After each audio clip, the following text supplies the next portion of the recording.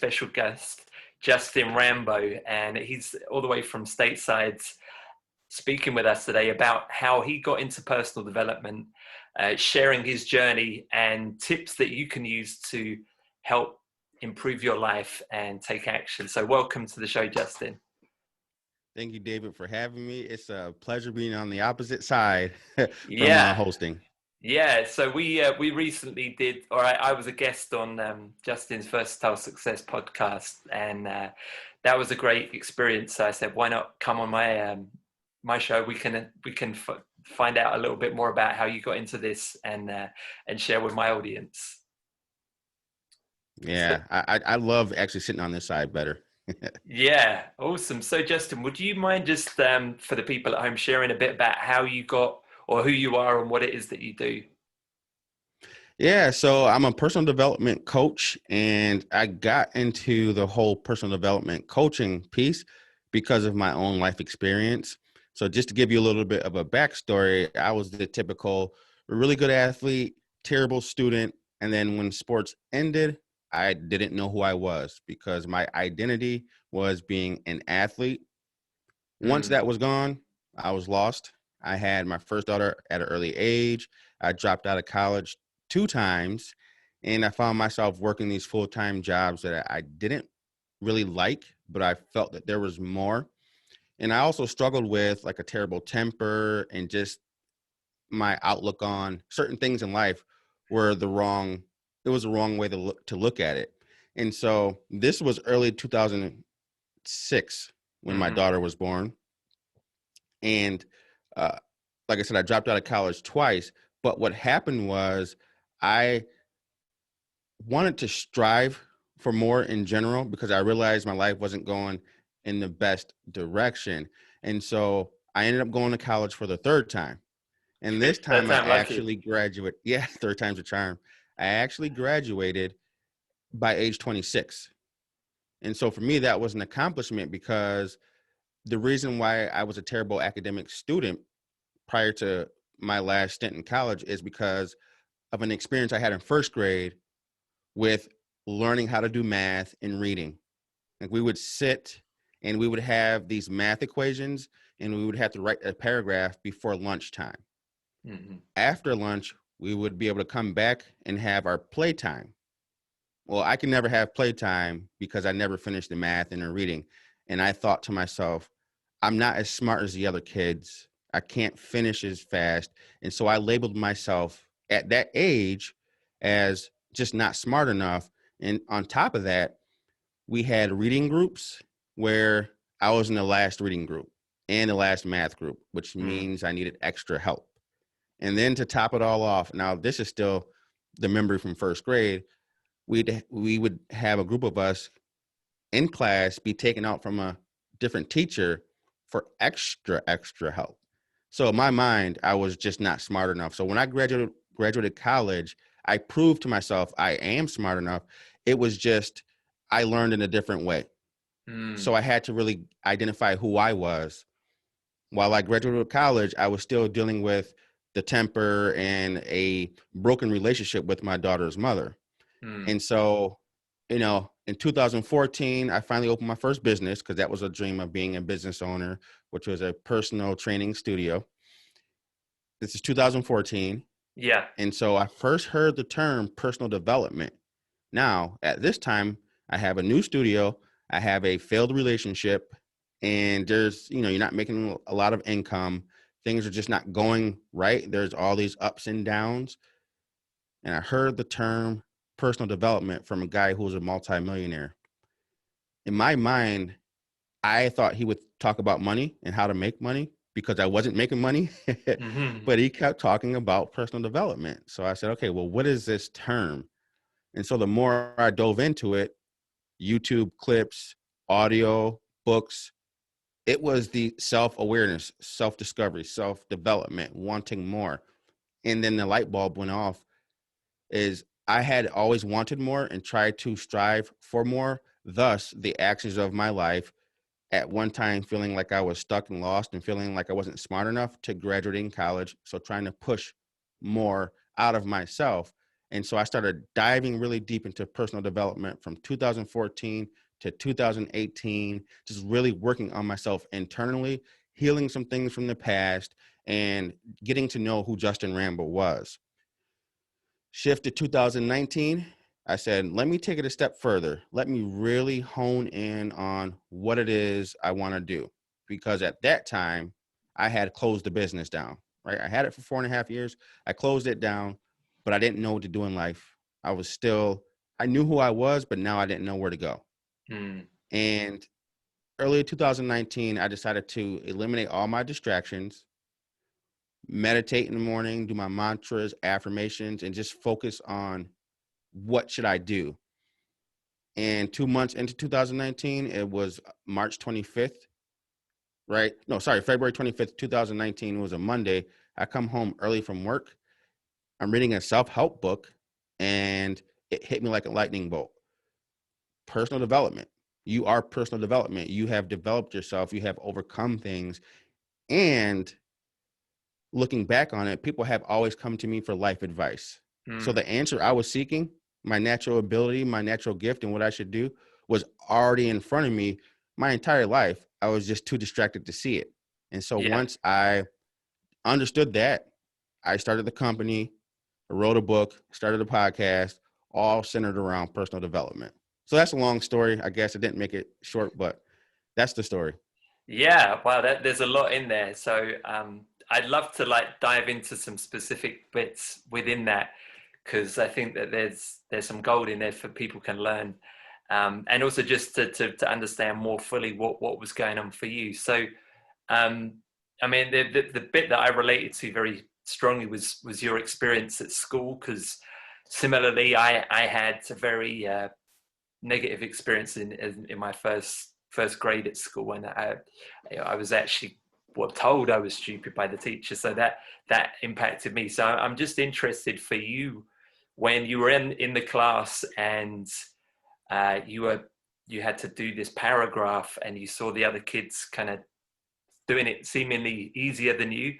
Um, yeah, what was going on for you in that moment? And yeah, what were you thinking? What were you feeling then?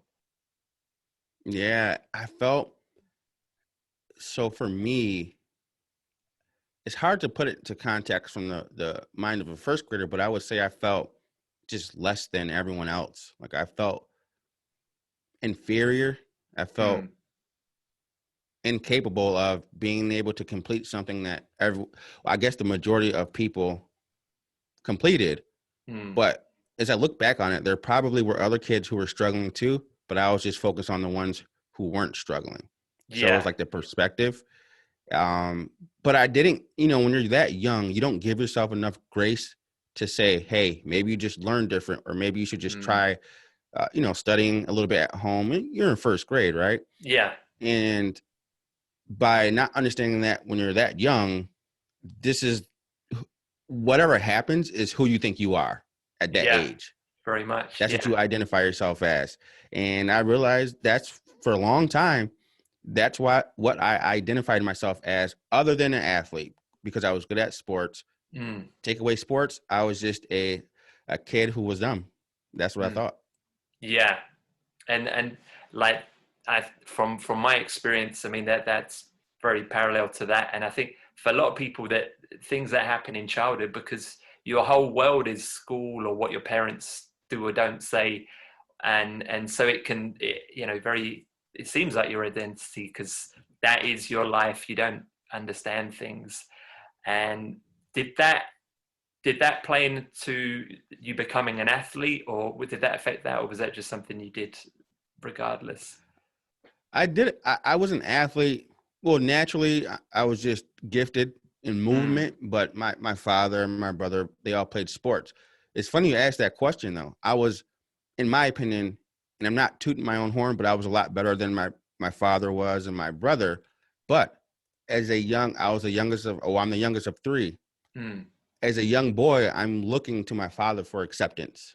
And mm. so I realized, okay, I'm not going to get it with academics.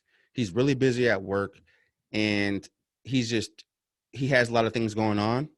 So the only way I can get his attention is to play sports because I was really good at it. And at that point, looking back on it, I think I used sports as a means to get not only his attention, but the attention from other people, because I felt so insecure. So I knew there was one way to grab attention.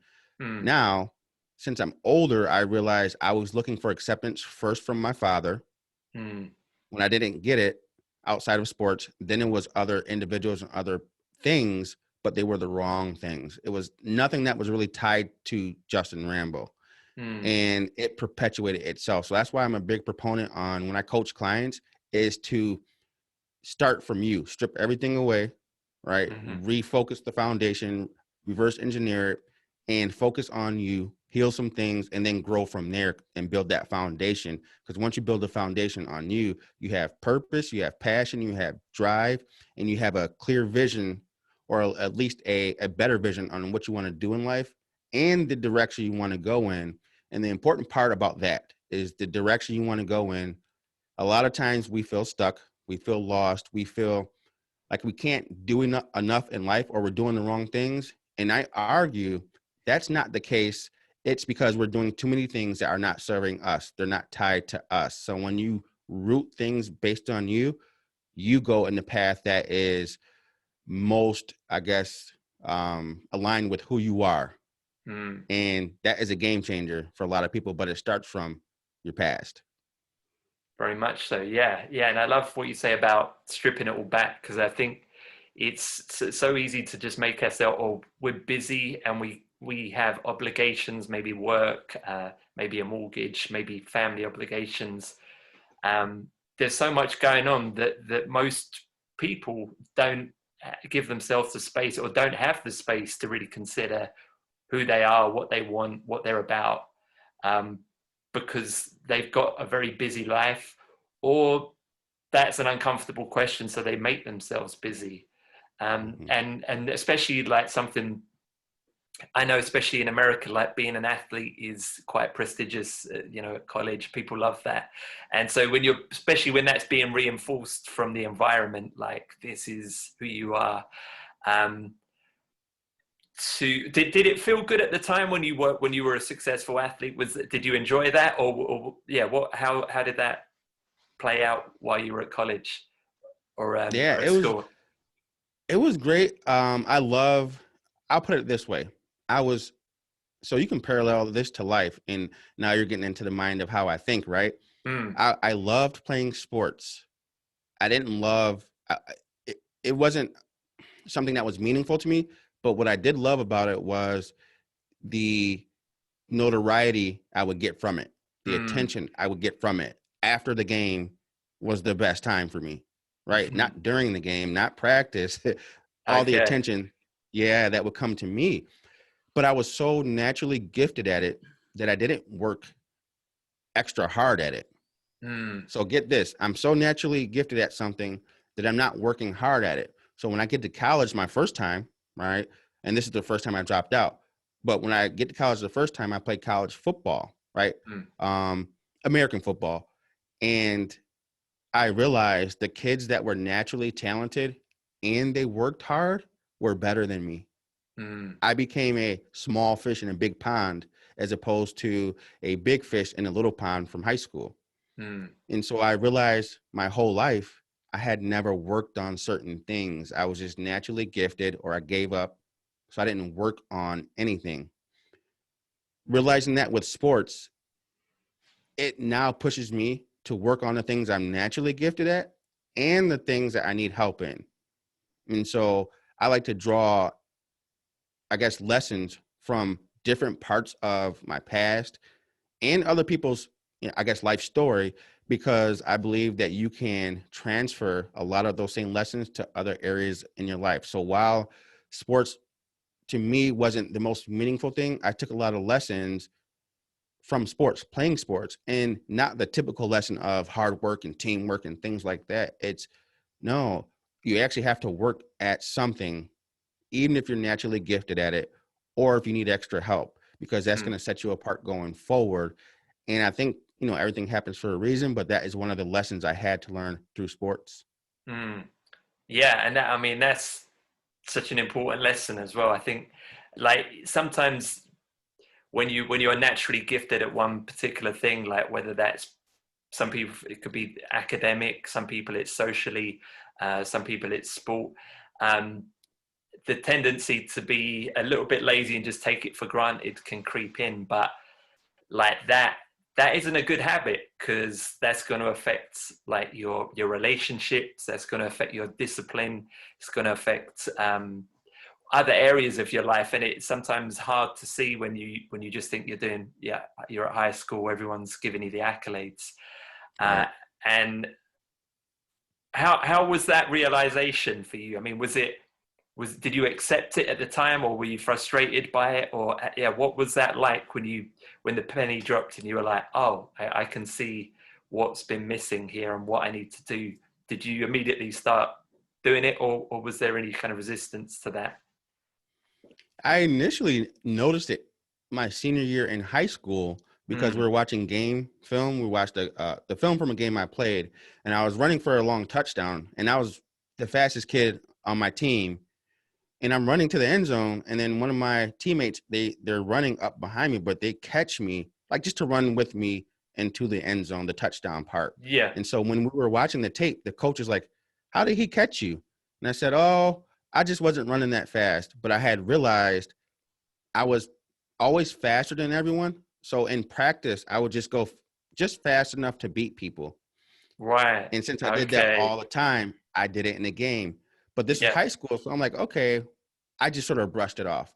When I Mm, realized it in college, it was an eye opener.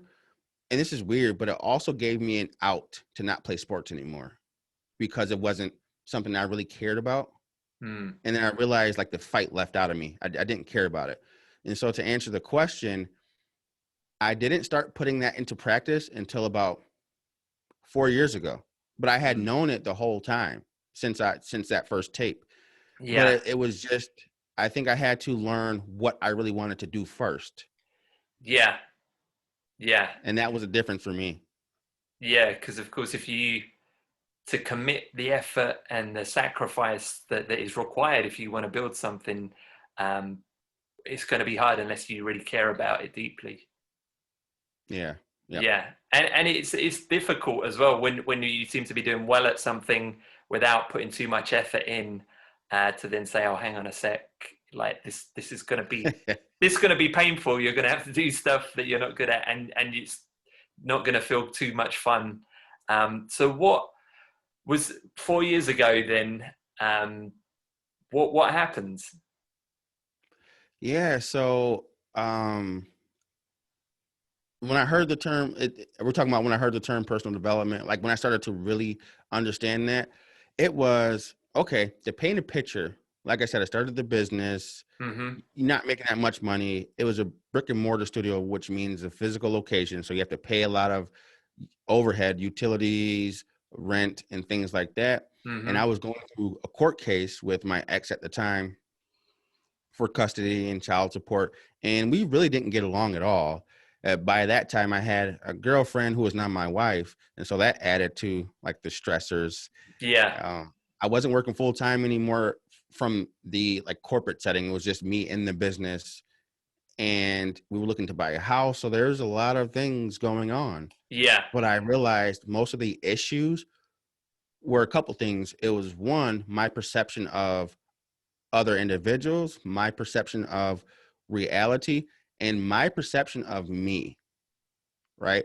But if you notice, in each of those things, it started with my, which Mm. is me. So I didn't like feeling like that, all the stress, all the worry, all the anger, all the doubt. And so I said, I need to do something about it. And I need to search within because I don't really know myself as well as I thought I did. Right. Mm. You grow up and you have school, you have your parents, middle school, high school, and then you get older and you think you know yourself, but you never really had the time to figure out who you are. And I Mm. realized I had gone through life doing that. And so I just really started listening to positive things, motivational things. But one of the biggest game changers for me was waking up early at 4:30 in the morning. And so people would say, like, why are you waking up that early? Is it to work out? And I said, no, I wake up that early to number one, clear my head, but do my meditations and my mantras. Mm. And that started to set, and to answer, I guess, the question from before, it started to set the precedent of me building a routine, Okay. structure. Yeah. And then I started doing that more and more, listening to certain things, reading up on certain things, journaling about my life, who I am, what I've done, starting Hmm. to get a better understanding of me, my gifts, reaching out to certain people and say, hey, what do you know about me? What am I good at? What can I work on? Things like that. And I Mm. started to piece a lot of things together. Then Yeah. also I started to piece together the issues from the past. So not only was it the school and the academics, but I had issues with my father. Right Mm. now, he was in the house. Like I said, my parents are still married, but he was so busy. I just didn't have that attention as I thought I, would want. And I Hmm. couldn't say anything. He was more of a military guy, like, don't talk back. This is what it is. Hmm. And I had to realize and accept those things. That allowed me to reverse engineer those things. And so moving forward, that was the process of me getting up early, meditations, mantras, working on myself, YouTube clips, motivational, inspirational things, books. And I just started the journey of getting better, but you don't realize it right away. Yeah. It You takes a don't while. realize that you're actually getting better. Yeah. Yeah. And I started realizing I was getting better because things around me were getting better. And it was in certain situations that I had faced in the past that I'm now facing, not currently now, but I had faced it multiple times. I would handle it different and there would be Mm. a different outcome. So I said, oh, I'm on to it now. I'm starting to find me. And I started to be more comfortable with who I was, to the Yeah. point where some people in high school that knew me, they're like, yeah, I never heard you talk this much. I never heard you say these things. And I Mm. said, yeah, well, I'm now me. I'm me. I was just, I guess, too scared to do that in the past. And Mm. so that was those 4 years were pivotal for me. Right. Yeah. I love what you said about, well, there's a lot that was really interesting, but being in certain situations that in the past would have, maybe triggered you or got you to act in a certain way, and then you find yourself actually being different within them. Because I think that's what we're all after. We're after, like, actually our life improving and the experience of life getting better. So could you give an example of one of those kind of experiences, and what would have typically happened in the past, and then how you approached it back then, and when you realized, oh, something's different here? Oh man, I can give you a really big one, right? Because I think a lot of people relate to this. Hmm. So as I told you early in 2014, I was going through the court case for my daughters with my ex. Yeah. Custody, child support. We didn't get along. We butted heads a lot. And so I realized in order for me to get a different outcome, I had to understand my role in it, how I respond to things, and how I operate, and then also how she operates. And Mm. so it took years, and we were arguing a lot, but I finally said, let me approach it differently. Let me Mm. be more of her ally, more of her friend in certain situations. And then I think that would, what do they call it, break the camel's back or whatever, right? The Mm. tension between us. Mm. And so my now wife at the time would say, why are you being so nice? Why are you doing this for her? Why are you doing that for her? I said, you know what? Because eventually it's going to break the camel's back, which means the tension, and we can co-parent a lot better and not have to deal with some of the things that we're dealing with, both of us mutually, meaning my ex and I, and in between, the kids will be affected in a positive way. So Yeah. for years, I would just pour into her, help her out, be nice. And so she started to realize that there was a change up here in me. She Mm. started to realize it. Fast forward to now, there's no court, no more court stuff. There's no more custody stuff. We just 50-50. We don't have to go through court. And she comes to me for life advice. If I would have told you that was going to happen 4 years ago, if anyone around us would see us now, they would say, whoa, how did that happen? Mm. And so that was me realizing how I react to certain situations, how I can better myself. understanding what outcomes I want out of the situation. Mm, When you understand what outcomes you want, you understand how to act in the present, very right? much. And Yeah. so, and that helped me out. And I'll give you another example. Yesterday, the kids are doing the remote learning because of Corona. Yeah. And, I was asking them some questions about school, and they weren't really giving me the answers I wanted to hear. So in my mind, they weren't really paying attention. But I said, okay, there's one or two ways I can go. I can be a little bit more stern, or if I do that, the outcome won't be great because they'll just shut down. Or I can talk them through the process of how to construct it in their mind, and the outcome of that, I will feel good about myself, and so will they. Mm. And so understanding the outcome first is the best scenario for me going forward and how I act in whatever given situation. Nice. Yeah. That I mean, both of them are really powerful examples. And I also went through a divorce last year. There wasn't any kind of custody around it, but I had to, like yourself, really reassess. Well, what do I want, and just take responsibility. Take responsibility rather than what other people should be doing. Um, look at, well, what am I doing? Because I think that Hmm. that is taking power. It's taking power because it's so easy to like say, oh, this person should do this, and it's not Hmm. fair. And but when you say, look, well, how am I being in this situation? Um, it can feel tough because it's not always fair, but life isn't. But you're also being a powerful man by, or a powerful woman by taking the responsibility and doing what you can do to get maximum leverage. Yeah. And you know what? To add to that too, I always say control the controllables, control what you can control. Very But much, the yeah. best feeling in the world to me is feeling good, like Mm, about yourself, feeling good about situation. So when I struggled with my temper for a long time, I would make a decision, it wouldn't turn out right, and I would feel bad for a long time because of it. mm, That doesn't feel good at all. Even if the person is wrong, it doesn't feel good afterwards when you get to that point.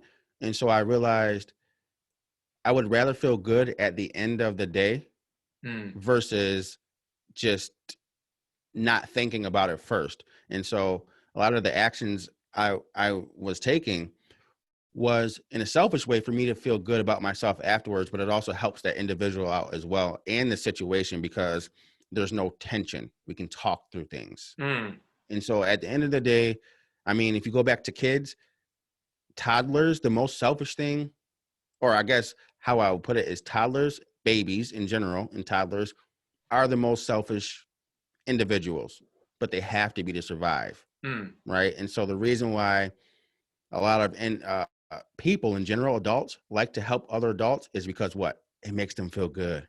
mm, You go right back to being a kid. And so knowing that if you can make yourself feel good and someone else in a positive way, that effect is one of the greatest effects you'll ever have. It helps you make the right decisions. mm. And how did you do that in the moment? Because I know, like, you and I having a chat here, it's very calm and cool. But rewind 4 years, your wife's on the phone shouting at you, calling you names. How do you have that presence of mind to not just fall into those old patterns? What was that process?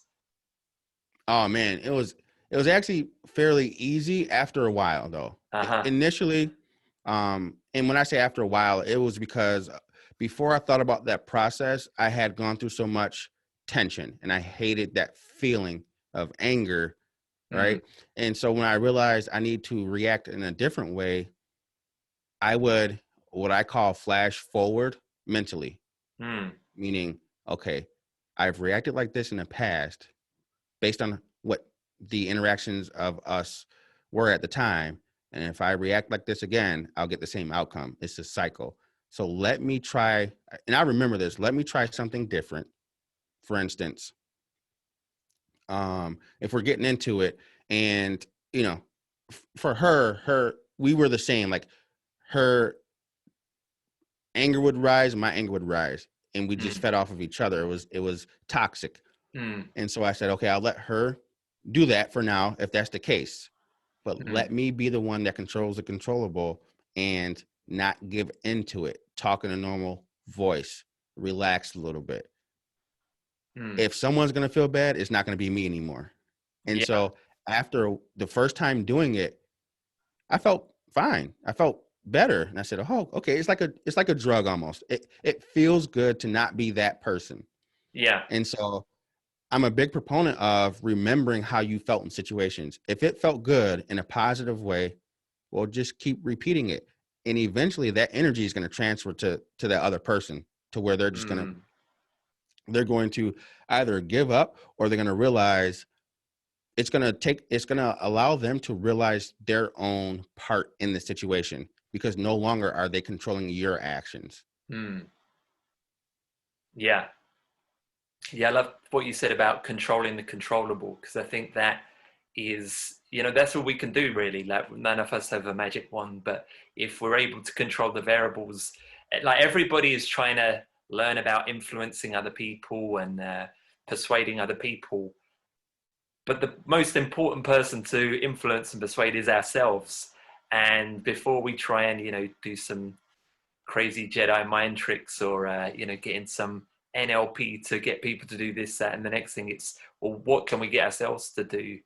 And I loved also how you said you flash forward, so you see, it's almost like there's a path, like one path leads to this outcome, Mm-hmm. the other path leads to this outcome, and to have that awareness in the moment. And I think that's something that anybody watching can use, because it's like the short-term gratification of just giving into the habit versus the having more awareness and maybe doing something that feels kind of counterintuitive, um, which I'm, when I've tried to change, or when you try and change your habit, it does sometimes feel counterintuitive, but knowing, well, the positive outcome is at least a possibility if you choose to do something different. So that's pretty amazing. That, and what a beautiful thing to be able to be there for your children, and to Mm-hmm. kind of give a good example for your kids as well, because like that's one of the most important thing anybody else or anyone can do on this planet. So Yeah. that's beautiful. And I often say to everyone, whether it's you want to become a better person in general, or you want to achieve a goal, it's literally as simple as this. Know where you are right now. Like, be Hmm. honest with yourself. Know where you are right now. Understand where you want to be or who you want to become. And then, so that's a linear line, which is a Hmm. bridge. So you have to bridge that gap. So in between is, what do you need to do, or who do you need to become to get to the other side? And it's as simple as writing some of those things down. And if some of those things feel uniquely you, go after those things. So I Mm.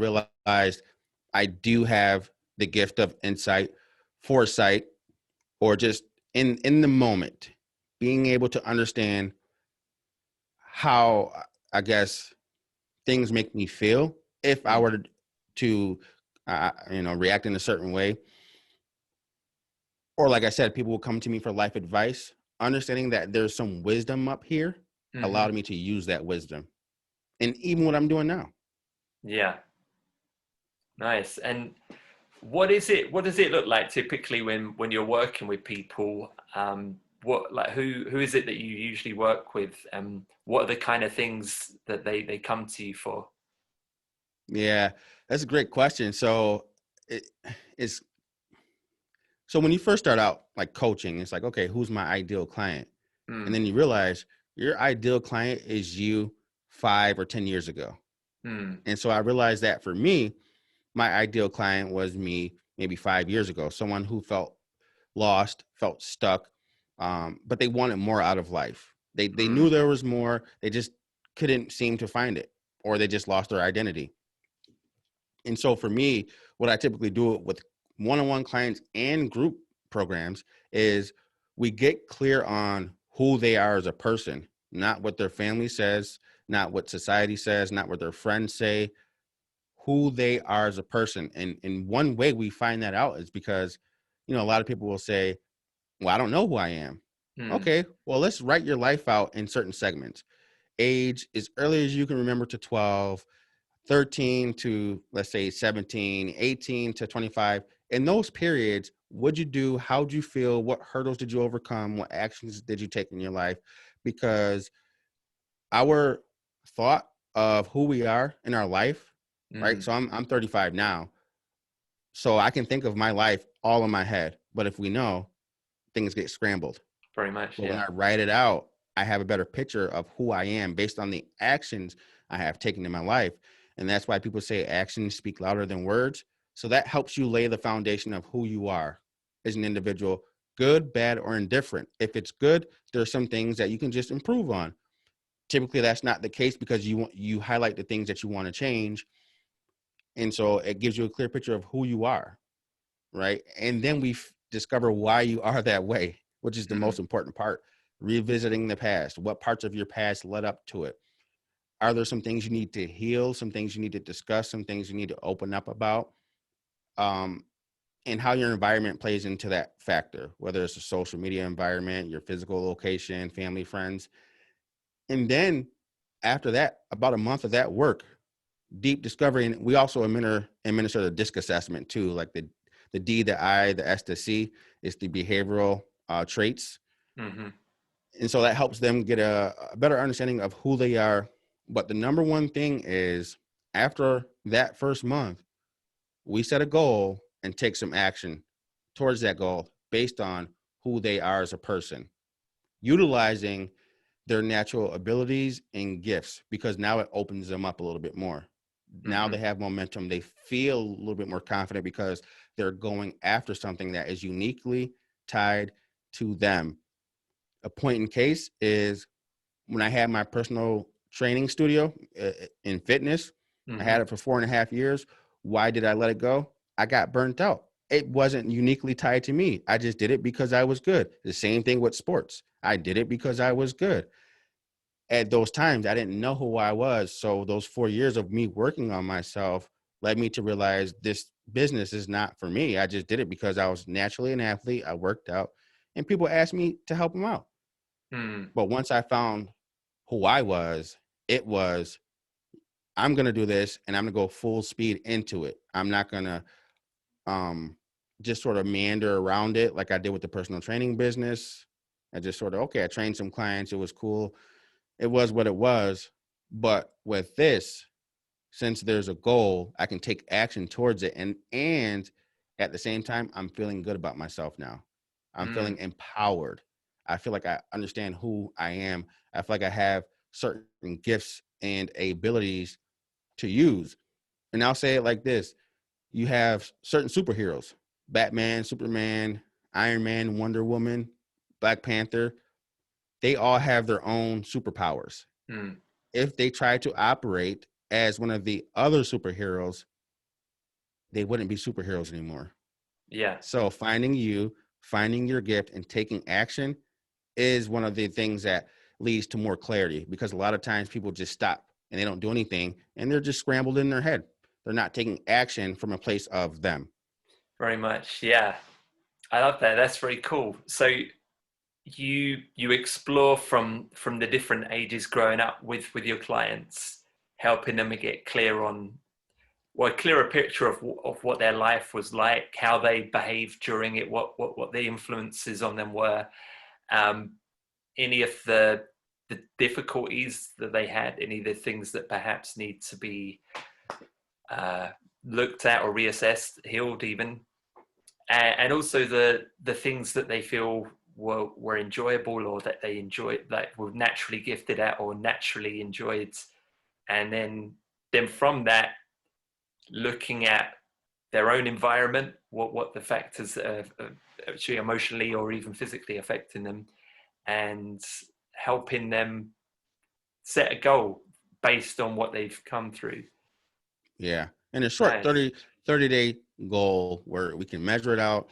It's not something that they are going to overthink. Mm-hmm. It's measurable and they can actually achieve it. And what I Yeah. mean by that is you want to push yourself a little bit, but you also want to make it achievable if it's something new, because the last thing you want is to have this grandiose goal in 30 days and you don't reach it and then your self-esteem goes back down. Yeah. I agree. Yeah, to have that, it's kind of like the stretch zone where it's good. It feels like a challenge, but it's not Hmm. so ridiculous that it's going to be just deflating when you don't actually get there. Right. Yep. Yeah, very cool. And do you have you got if you got an example of like a goal that someone had and how you helped with them achieve that?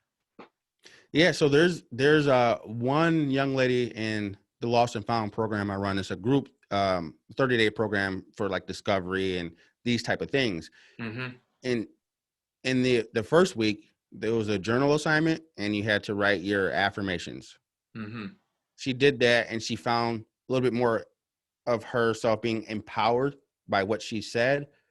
But then we administer the disc assessment, right? And I break it down in the second actual setting, and the disc assessment and what she said aligned, right, in terms of who she wants to be. But Yeah. she realized she wasn't being that person for a long time, Mm. right? I don't know if she even ever really fully came out as that individual. And her assessment says she's like a high I. So she loves people, she loves interactions, she loves being gregarious and things like that. But she had been in jobs where she's just stuck in an office because, corporate environment. She wants to make money in the status of being in an office. She Mm. hates her job. And so once we discovered that, moving past the program, her 30-day goal was something simple. She was going to create a virtual event, I think it's like a girls' night out Mm-hmm. through Zoom, where it's like a 2-hour thing. She hosts it for friends and family, a certain number of individuals, and they have events on Zoom. Obviously, we're in quarantine, Mm-hmm. and she just goes and interacts, and she's planning, she's hosting the thing that she actually loves to do. She loves to get in front of people, Yeah. and she likes events. So I said, okay, what do you want to do? And she struggled with her goal for a long time. She's like, I don't know what to do. There's so many things. And so we narrowed it down. She likes creating something for people to have an enjoyable experience. Mm. Okay, well, what do you think about hosting an online event? You plan it out. You love planning. You love hosting. Make it enjoyable. And I know she has a lot of her female friends and family members that would be part of it. Mm. And she said, I never thought about that. And so she's so excited for it. And now she feels even more empowered because she's doing something from a place of her and what she's passionate about. Nice. Yeah, and that's a great example because I think sometimes we can get caught up in like, in the future my life can be amazing. In the future, like I need this, and this before I can feel great. And it's just like that 2-degree shift to the left or to the right, and you can make a massive change right now, and you know change, feel more empowered, change your experience of life, and that of course can lead to bigger and better things. But Yes. it's sometimes it's like right there, it's at your fingertips, but you're not seeing it, and having a coach or having an assessment and some support and encouragement can make all the difference. And so that, yeah, that sounds really cool, and I love doing events myself, so I can see where that's coming from Yeah. for this woman. Yeah, nice. So Justin, if people are interested in working with you or finding out more about this work you do, where is the best place that they can reach you? Yeah. So they can go right to my website. I don't know if this is going to be on video, but it's versatilesuccess.com. All right. Nice. And it has all the information, all the programs, all the one-on-one coaching, just everything's there. It has my actual social media handles as well. So Mm-hmm. versatilesuccess.com. Versatilesuccess.com. Okay. Well, thank you for your time today. It's been great speaking to you. Thanks, David. And like I said, I love being on this side a lot more. So definitely Yeah, man. appreciate it. Yeah, man, it's been great. I loved hearing your story, and I learned a lot of things from this as well. So thank you.